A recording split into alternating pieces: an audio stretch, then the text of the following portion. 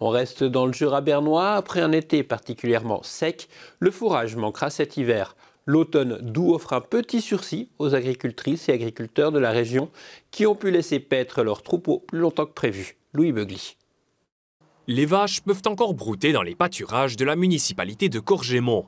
Elles devraient en temps normal retourner dans leurs écuries dès le 1er novembre.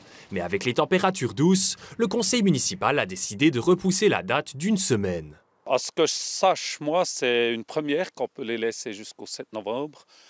Et puis c'est vraiment exceptionnel parce que les températures sont quand même assez agréables pour aussi laisser les bêtes dehors.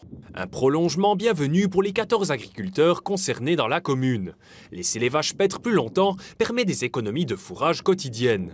Une bête, elle mange environ 20 kg de matière sèche, ce qui représente peut-être 25 kg de foin. Et puis si elles sont 10 jours plus longtemps dehors, c'est 250 kg par vache. Et puis celui qui a 30 vaches, il faut faire x 30, c'est quand même une économie de foin.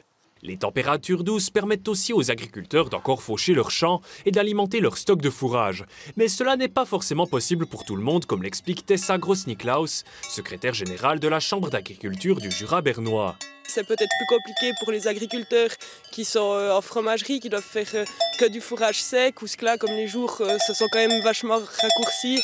C'est difficile de sécher correctement le fourrage. Malgré ce répit automnal, la problématique du manque de fourrage reste. C'est clair que ça ne compense pas tout non plus, et puis ça nous pose aussi beaucoup de questions pour l'avenir, parce que si cette fois on a pu un peu épargner la casse avec un automne propice pour les cultures fourragères, ça ne sera peut-être pas le cas pour chaque année.